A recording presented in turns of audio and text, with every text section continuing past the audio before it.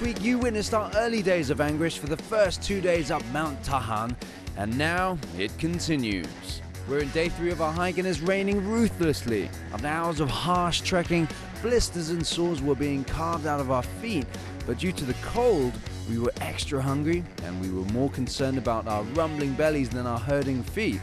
Once we arrived at Bonsai, we quickly set up the ground sheet, devoured our lunch, and then we had a pleasant surprise. Ain't no raining anymore. You really appreciate the sun when it comes out, when it's just been raining non-stop all the way up. The sudden warmth lifted our spirits as we marched on. The next point of rest would be Botat, which I'm guessing would be a bald, bare land by the description of it. They can see how different this environment is. We're about 1,800 meters up high, and there's no more jungle. It's all low-lying shrubs because of the really strong winds. You can feel it now. I'm just eager to get down over to Botat, set up a camp. Hopefully we'll see what time we get there. Maybe we can make an attempt at the peak, but I'm not quite sure because our whole team's taken a little bit long. It was a real strenuous track with all the water and about 100 people coming down just before us, so the track was abysmal. But we've made it this far, only a little bit more until Botat.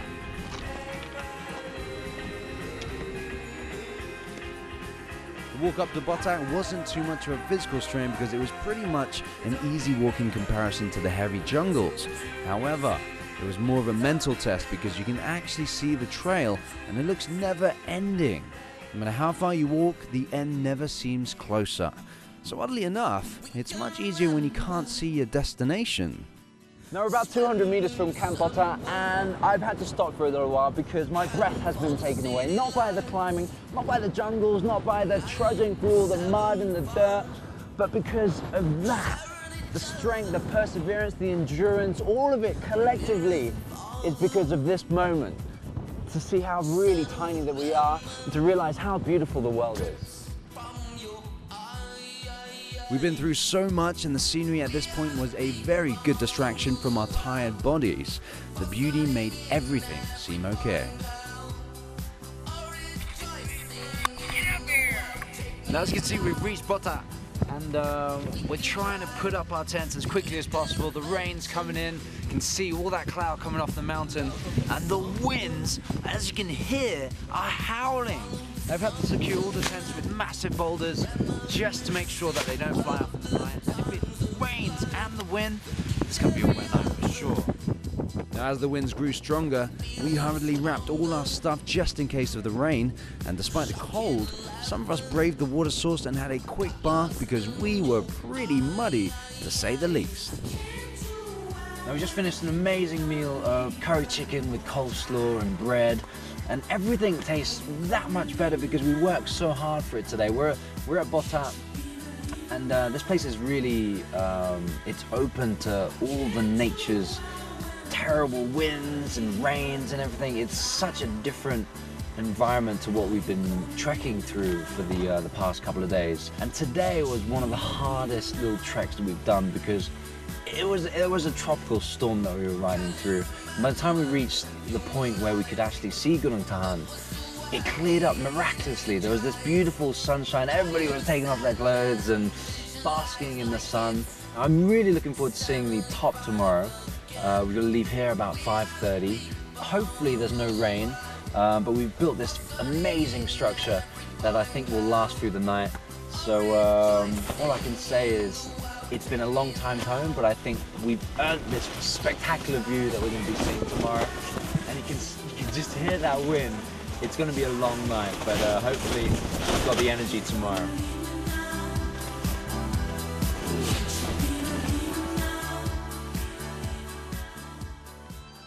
Morning.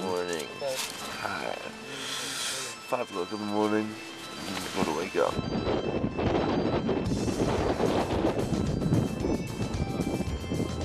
So we have finally trying to make the last ascent that we have onto Gunung Tahan. It's 5:30 in the morning. We're hoping to reach before sunrise, which is about, I think it's about 6:39, it said on the GPS.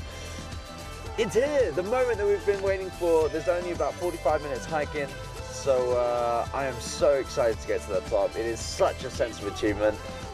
I'm just gonna go start running. See you later.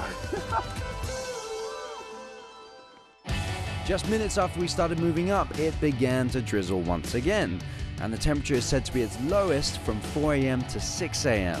Oh gosh, Mount Tahan, you're really giving us everything you've got, even up to our last very moments, huh? Woo! Oh, good Tahan! Oh my gosh! This is what I've been waiting to see. Oh.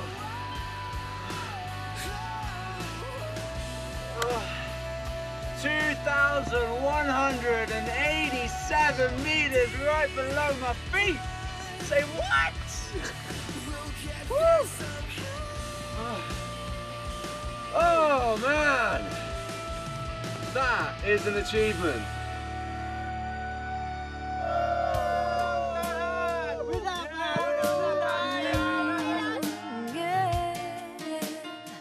I'm so glad we made it.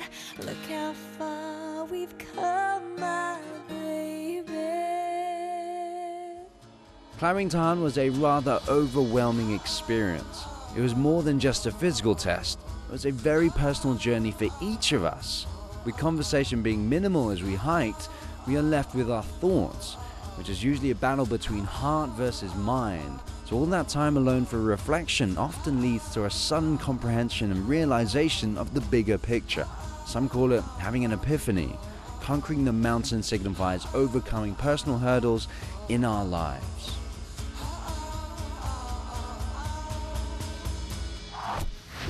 Next up, I'll be out and trying to catch some fish with my bare hands. We woke up with a smile on our faces that morning, knowing that it's our final day in the woods.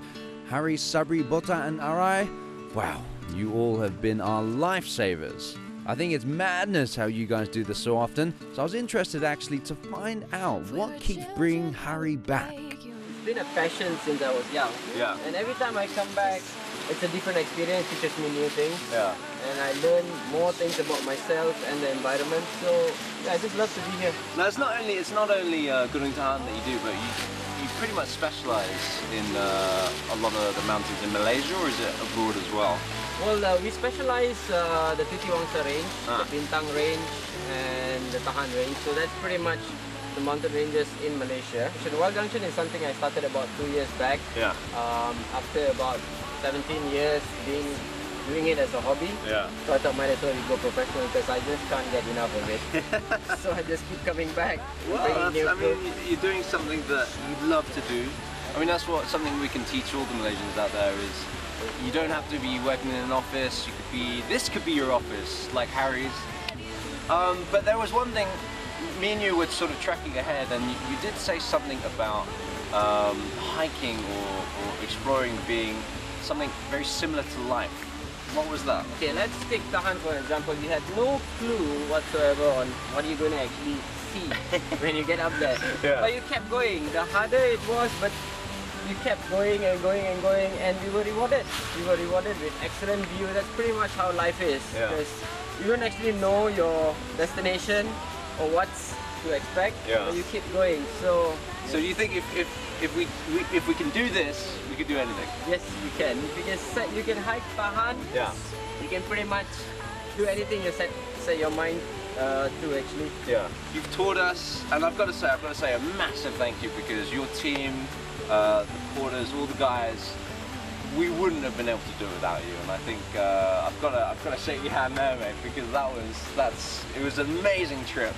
Something that I don't think I'll ever forget, and we've still got to get home, so yes. I think we better get going, huh? We've got another 13.5 to go. 13.5 kilometers.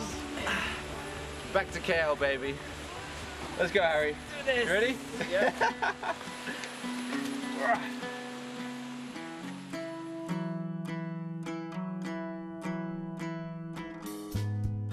Even though hiking downwards is always faster than uphill, we still had to be careful. The constant pounding from the trek causes your joints to absorb the impact of your weight, which can cause too much stress on the ankles and knees.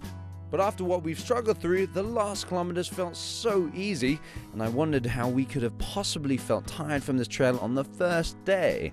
And finally seeing the exit was as euphoric as spotting a pot of gold.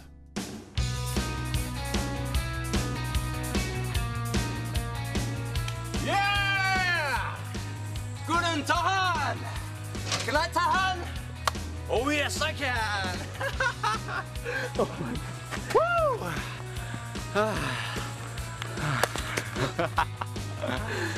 Woo! Yay!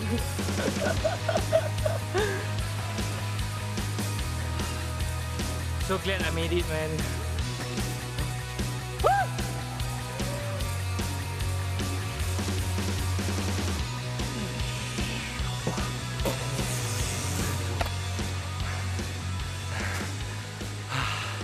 How do you feel? Finished!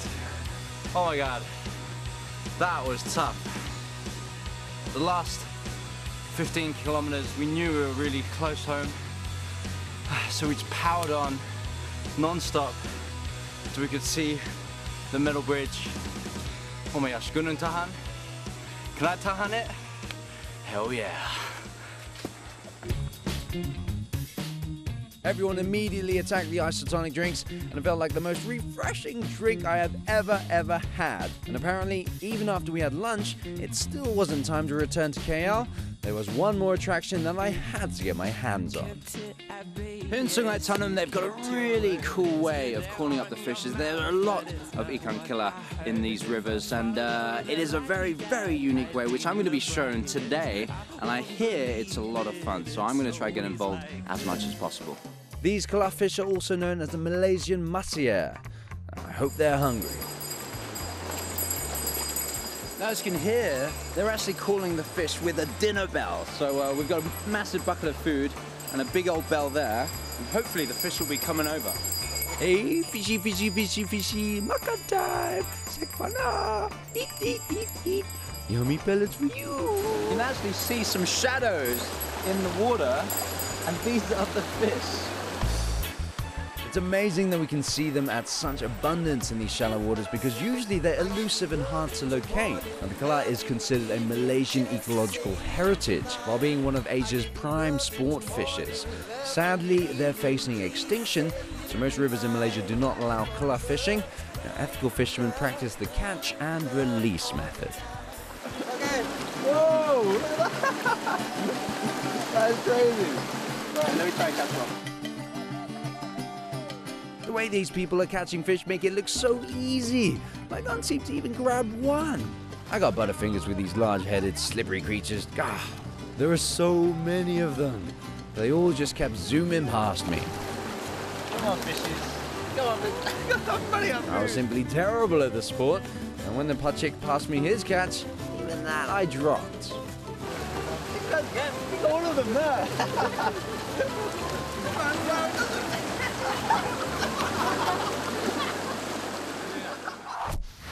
Coming up next, we'll be trudging through a water-filled cave that was once a communist hideout. For some gold, huh? Our next destination would be the land that is renowned for its kway teow, chicken rice, and white coffee. Oh yes, it's Ipoh, but this time around, we won't be there to satisfy our palates. Instead, we'll be looking for a lost world that's deeply tucked behind a lush forest. Ideally located between Penang and Kuala Lumpur, Tambun holds the key to many hidden treasures, so it is my duty to explore these little pockets of awesomeness. The Lost World of Tambun is the first water theme park in Ipoh and is the sister to the Sunway Lagoon theme park in Kuala Lumpur. It's fascinating to see how this theme park was designed around the natural formations, which I'm pretty sure kept the animals happy. Now they have Siberian tigers, raccoons, monkeys, snakes, exotic birds, and really a whole lot more. But for my fun, I'll be outside the walls of the Lost World and into the wild. Now everybody knows the Lost World of Tambun is a water park in Perak. But if you hadn't noticed, this place is absolutely beautiful. It is surrounded by these limestone cliffs, amazing jungles, beautiful, pristine little lakes. Now, if you're up for a little bit more excitement than the Tube Raiders or the Flight of the Dragon, well, I am going to go on an adventure and you guys are going to come explore with me. Hey guys! Hi, how are you? How are you? Hi, I'm Henry. Hi, welcome closer. Thank you very much. Yeah, Max, come on. You must be Ramesh. Yeah, I'm Ramesh. I am very excited because I hear you have something very extraordinary that I'm used to. One way we're going now is we're going to a cave by name of 6 Mile Tunnel. Yeah. When I say that 6 Mile Tunnel, people thought... It sounds pretty far away. Yeah, no. Because this location of the cave at the 6 mile of Tambu. So it's 6 miles away. Yeah. Okay. This is a pretty big river. We need to get across this. Yes, we need to get across it and then Get the life jackets. Hence the life jacket. And the helmets for exploring. Well, there's no time like the present. Shall we jump in that river? Yeah, let's go. Okay, let's go. The short adventure to the cave has changed a lot throughout the years. Where there are rivers and ropes and walkways now, there only used to be a swamp that was over a few hundred meters wide. Even as we waded across the second river on our backs, we were told to make sure our feet doesn't touch the ground because the mud there is almost like quicksand. It was so exciting though. We've never previously gone to a cave that is still so preserved. Most visible caves have built-in walkways and railings to make things easier, but this is cool. Wow, this goes in really deep, huh?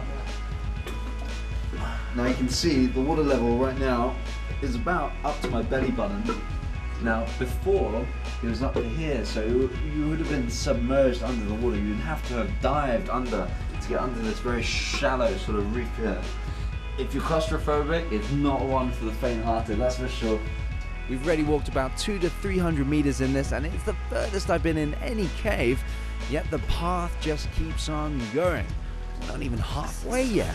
You just gotta think to yourself, how do they find these places? Who in their right mind would take, this little route or go under this river and try explore these caves? They must be crazy.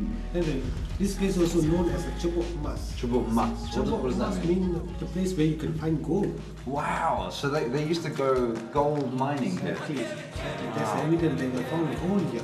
Well, let's keep an eye out for some gold, huh? Not only was it believed to have been a deserted tin mining area, but a communist hideout as well. That conclusion was drawn from the names that had been found written in red around this cave. Hence, the pond and lake were also said to be abandoned mining pools, while blasting was done to widen the cave's passage. So this is all the minerals from the water. You can tell it's like super fresh mountain water. You can see it all crystallizing, making these beautiful formations. You can see, like, dotted around the caves is actually old little relics. Whoa. Breaking everything. But old relics from the miners. This is actually a torch. You can see a little tin cup there, and that's what they would use to light this place. Imagine how dark it was back in those days. Now, after we've walked a certain distance, we can actually hear a waterfall, which is just over there. So let's check that out.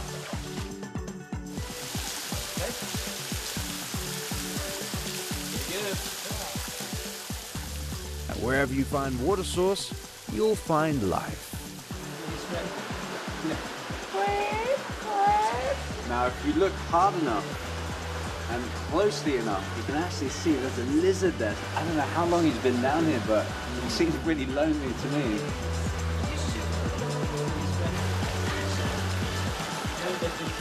Now, so how did something like that come in all the way to this sort of part of the cave? This is the skull of the land tortoise. And then it's obviously met its demise here, and it's left this amazing, beautiful skeleton of its shell right there. Wow, an absolute fossil. As we neared the end, we spotted a few more living creatures. They probably preferred living closer to the sunlight. Hello. Wow. Ready. There we have it. Daylight. Thank you very much. You made it in one piece? Yeah. All right. That's good. Wow, look at that. Fresh air. You can find these sort of 3 deep. We haven't got a ceiling over our heads. That was a long way. That was far, huh? Perak has so many beauties.